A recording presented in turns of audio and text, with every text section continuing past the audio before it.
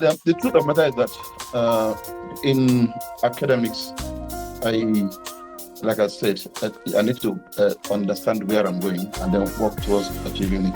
The same thing with hockey. You need to know where you're going.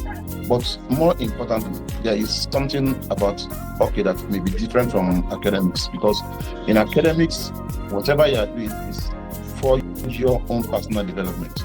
But in hockey, So, hello everyone, and welcome to our exciting new podcast series.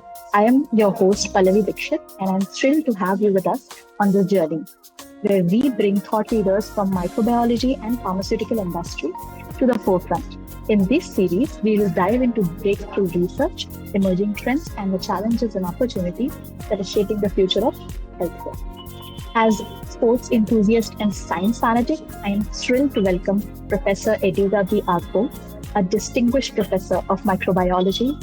Professor Agbo is a passionate hockey enthusiast, deeply involved in the Nigerian hockey community. He holds a significant role on the executive board of African Hockey and serves as an International Hockey Federation umpire manager on the center panel. Today, we will explore Professor Agbo's remarkable journey from academia to sports leadership. We will delve into how his experiences in hockey influence his leadership style and discover how he successfully balances his professional responsibilities with his dedication to the sport. So join us as we explore the fascinating intersection of science, education, sports with Professor Ediga B. Welcome, sir, to our podcast. Thank you so much for agreeing to talk to us, sir. thank you very much for having me. Good day. So I have a lot of questions looking at your background and now meeting you. You are such a celebrity, not only in your country, but you are well known in other countries as well. So I'm so excited to talk to you. Let's get right into it and start. I have a very interesting question. My first question will be, you have achieved remarkable success in microbiology, but you're also deeply involved in hockey community. Can you share how you first got into hockey and what it has meant to you personally and professionally? Thank you very much. I got involved in hockey from secondary school. In my second year in secondary school, when I went there, I preferred to play soccer. But then the soccer environment was dominated by the senior boys. So you can't get on the field, you can't get the chance to play. And the hockey side, nobody wanted to go near them because of the hockey sticks. They felt it was dangerous and the hockey sticks were always lying around. So I would just gravitate towards hockey, play around with the hockey stick. But eventually I became enthralled with the skill level that hockey requires. How to turn the stick and how to manipulate the ball. So that got me interested and I stayed with it. And by and large, what really hooked me onto the game was that from secondary school, I got nominated to play in the state team, the state where my school was. I had to play in the state team, and I thought that was a huge achievement, and I never looked back after that. So that is where I got cut from secondary school. That is so inspiring and so commendable. You are in the field of science and sports. So as someone who leads both the realm of science and sports, what similarities do you find between guiding a hockey team and managing a university department? Okay, hockey and science, generally I think both of them are very challenging areas. For one thing, you always want to achieve the next level. So how do you get to the next level, whether it is in hockey or in science? It requires practice, it requires dedication and focus. So most of the time, you have to think, what do I want to do? And then you devise your strategies for achieving them. In science, of course, it's called study. You do your lab work, you study all the principles, You know exactly what you are trying to achieve in your science lab. The same thing with hockey. Whatever maneuvers that you are carrying out, you know where you are going and you want to achieve that. So it's more of a mind development thing. Your mind needs to be focused and you need to stay on it. So that mind development that brings the expertise in the hockey also requires that you add that to your educational advancement. So both sides have always focused on trying to achieve what I need to achieve. Thank you. Yeah, actually, this was supposed to be my next question, but you already answered it. I want to ask you how, like the teamwork, strategy, focus, all those points that you mentioned. How has your experience in sports influenced your leadership style in your academic role? Well, the truth of the matter is that in academics, like I said, I need to understand where I'm going and then work towards achieving it. The same thing with hockey. You need to know where you're going. But more importantly, there is something about hockey that may be different from academics, because in academics, whatever you are doing is for your own personal development. But in hockey, it's a team game. And you have to focus on contributing your own part of the teamwork so that the team will succeed. So you cannot, even for one moment, think about self alone.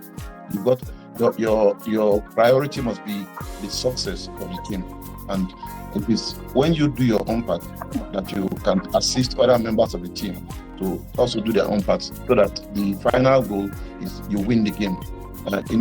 When you are in a game, you are not focused on how many people you can dribble, how many goals you can score, because those are simply just part of the larger strategy. The larger strategy is win the game. In academics, it's more of your individual thing, and you cannot afford to waste time, because you don't have the luxury of time to play around, because you need to go back to the field and go and practice your own hockey.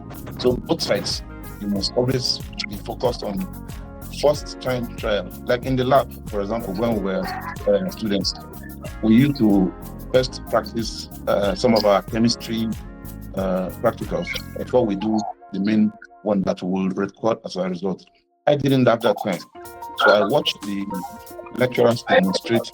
The moment they finish demonstrating, I'm doing my own first time and recording, and then I'm off to the other. So it's more of focus. Thank you. Also, I was intrigued to ask you this question, that you have been active both in Nigerian hockey at both international and local level. Can you tell us about the current state of hockey in Nigeria and your vision for its future development? Okay, I've been involved in the executive board of Nigerian hockey since 2001. That will be about 23 years ago. I've been there in and out.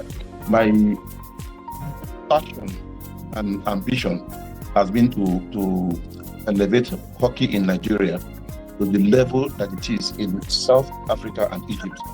Those are the two powerhouses in Africa, and I've always wanted to lift Nigeria to that level. So I'm not looking at competing with India or Pakistan, for example. Those are people that are very, very high up there. First, let's conquer Africa, then we can now look to the world.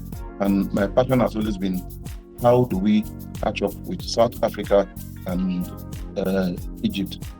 Most of the time, when we go for tournaments, Nigeria gets beaten 10-0, 15-0, but with time, we've closed that gap. South Africa doesn't have it easy with Nigeria anymore, neither does Egypt. In fact, we now end up with respectable scorelines, 2-1, 1-0, 2-3. So I think we have closed the gap and we are getting there. By and large, I see us beginning to compete fully with both South Africa and Egypt. Then we can now begin to look across beyond Africa to take our aim on people like Egypt, Pakistan, Germany, Denmark, and the rest.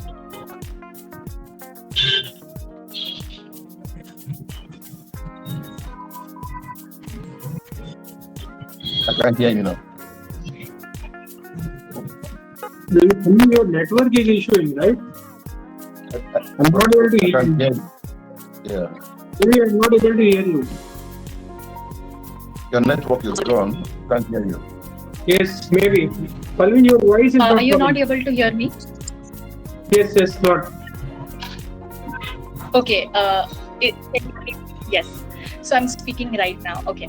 So my next question would be for students or professionals balancing their careers with their passion for sports, what advice would you offer to them to manage both successfully? My general advice to particularly sports young people would be the same advice that I gave to myself when I was growing up. You must understand that you are not the same as other students or other people around you, because you have got an ambition to excel in sports, but at the same time you've also got your academics to achieve, your academic goals to achieve. So those who are only academics have enough time to rest and also to study. You need to balance between resting, studying, and playing. So you must always be focused and do the best to achieve everything you want to achieve with your first trial. That's the only way you can build some time for yourself. If it's academics, once you finish with your lecture, try and analyze what you just learned by going over your notes quickly to ensure that you've got what it takes already internalized. If it's sports, you must give enough time to practice.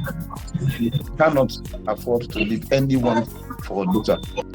If you are not on the field, you are not going to practice enough. If you are not studying, you are not going to be ready for your exams and other academic pursuits.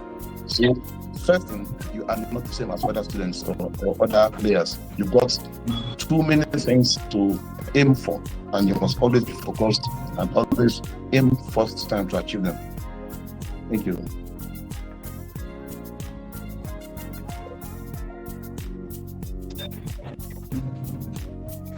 That is so fascinating hearing from an experienced person in the extreme science and sport and excelling in both the fields so brilliantly. When we look up to you, we understand what actually humbleness is. So my next question would be, in both hockey and academia, there are triumphs and setbacks, like you said. How do you approach and overcome challenges whether they arise on the field or in professional life?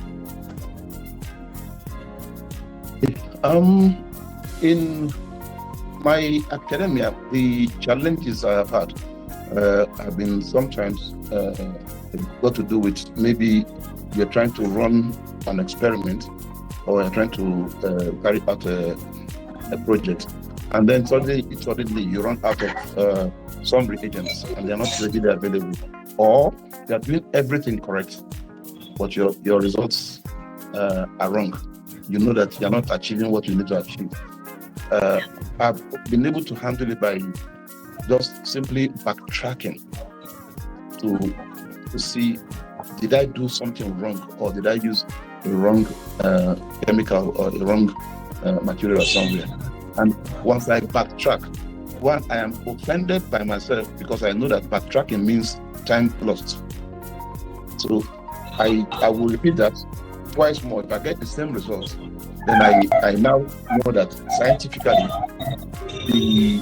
the objective that I went to achieve doesn't work.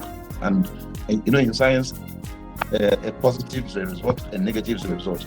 So if I don't get what I want, I'll just realize that, okay, I've proved that this doesn't work.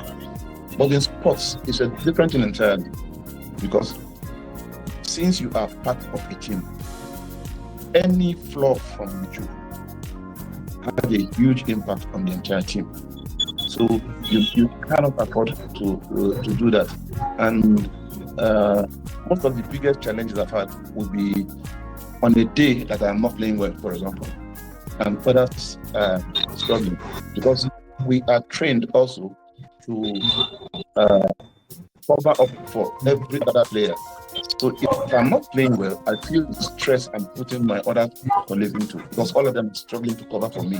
It affects their own performance. Eventually, that player not playing well will have a larger impact on the team, and the team may lose its game.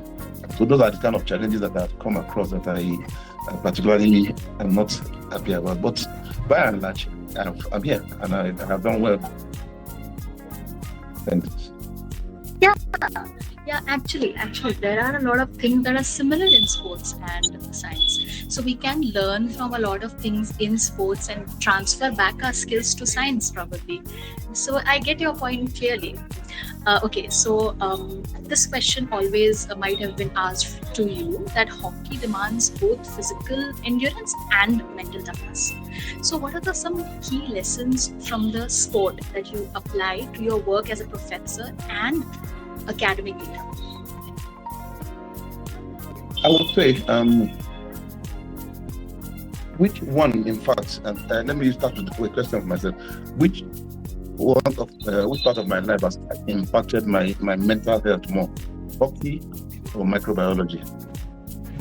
Microbiology has given me employment. It's risen me to the position of professor. But I tell you, hockey has impacted on me more, because I developed so much strong passion for the game that hockey became like a language for me. And when I think and assess problems, I'm looking at them more from the point of view of hockey. If it was in hockey, how would I handle this? How would I handle that?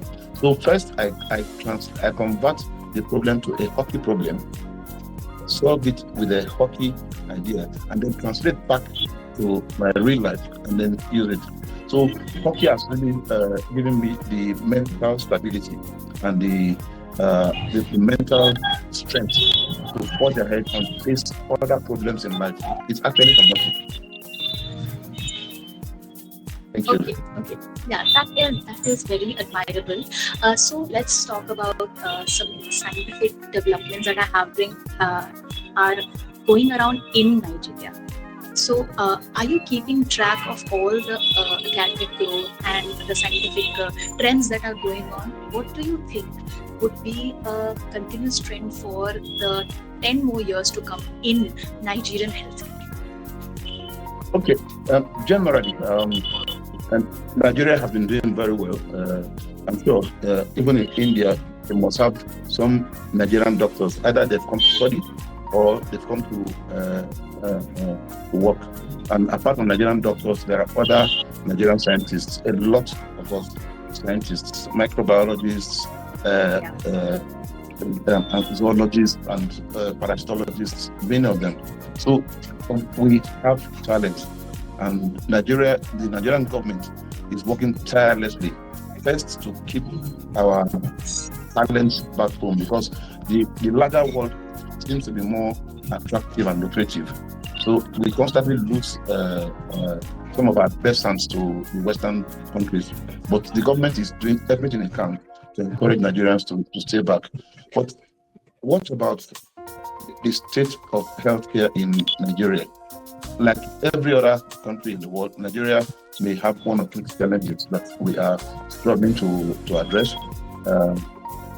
Mainly, the bigger challenge, of course, is to provide enough primary healthcare to people in such a way that access to health or healthcare is something that is not too far from the community. And because of our population, I know, of course, we are just about 5% of your own population, but we don't have that kind of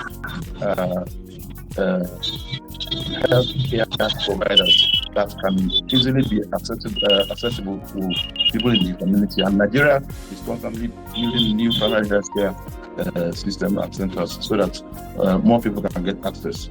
So in the long run, I think with the focus that the Nigerian government is bringing into it, I think we're going to eventually be able to take care of the entire country. Thank you. During COVID-19, a lot of countries did a very good job in recovering from the laws that we had. Among them, Nigeria was one of those countries. So, do you think in the near 4 or 5 years, the healthcare system has tragically increased and has developed a better methodology in treating people in our country? Absolutely. I will tell you, during the COVID period, we were all impressed with the way the Nigerian government handled it, because what the Nigerian government did was to bring about a multi-sectoral approach. They gathered everybody from all sectors of the healthcare provision system: doctors, medical lab scientists, nurses, pharmacists. They formed very strong teams, first the national team, and then at the state level, and they empower them enough. And of course, like you understand, Nigeria is one of the countries that was lowest hit by the COVID, to the extent that we even began to, not we now, because I am not one of them, but Nigerians began to think that even the COVID thing was a hoax because of the way the Nigerian government managed it properly. So going forward, I think the focus of the Nigerian government right now is to see how much preventive measures they can bring to such kinds of problems in the near future. I know that the monkeypox problems currently ongoing in the world, Nigeria is on top of it. Yeah. Nigeria is on top of it already. So I think we're doing well and we will do better. That is commendable. The government is working tirelessly, and it has shown time and again the work that they are capable of. Obviously, in coming years, everyone is going to improve in the most important thing, that is healthcare. I guess the increase and the advancement will be very interesting to note. Thank you. And okay, so I wanted to know, like, with your role on the executive board of African Hockey and as an International Hockey Federation umpire manager, how have these positions shaped your views on sports position, shaped your views on sports management, and what notable experience or challenges? Well, I've been on the African Hockey Executive Board for about 10 years. And it has helped me first to support the president and other members of the executive board in planning for the African hockey environment. We've been able to improve hockey in Africa. The challenge we have, of course, Africa is a large country. The countries are far apart, so organizing tournaments that will make countries move around is a bit difficult and challenging. But the image of the game itself has been improved by what we have been doing. As an umpires manager for the International Hockey Federation, I help to train umpires. I'm also an educator, so I have to train umpires and officiate in tournaments. And all I do is to try to do my best. And for every tournament that I am involved in, my job is to see that from beginning to the end of the tournament, every umpire that is under my charge improves and has a better game from the previous game. And I am proud to say that the umpires I've managed have done very well. I've got a few of them in India, which are also very good. Thank you. Okay, so not to put you on a spot, but I just have a very small question, a quick question, but this will be the last question. What is your favorite, science or sports? It's my Repeat that, please. What's my favorite? What is your favorite? Yes. What would be your priority? Science or sports? I will answer that one hand. I cannot separate the two. Yeah, I cannot. that is a tough question. I cannot separate the two. I will always be the scientist, and I will always be the sportsman. And I will not say that I have a favorite. Of course, I am not unmindful of the fact that science puts food on my table, but sports gives me good health and friends. Yeah. Yeah. That is the perfect answer. That was absolutely perfect. So, thank you so much, Professor Agbo. And it was really nice talking to you. It was such a lively discussion about your experiences. And thank you for sharing your incredible experiences and perspective with us today. Our insights in both science and sports have been truly enlightening. Thank you. Thank you very much. So I would like to just say a few things to our listeners. Yeah. So to our listeners, thank you so much for tuning in to this episode. We hope you enjoyed this conversation as much as we did. Don't forget to follow us on Microbiology India for our next episode, where we continue to explore the intersections of expertise and passion. Until then, stay curious And thanks for listening.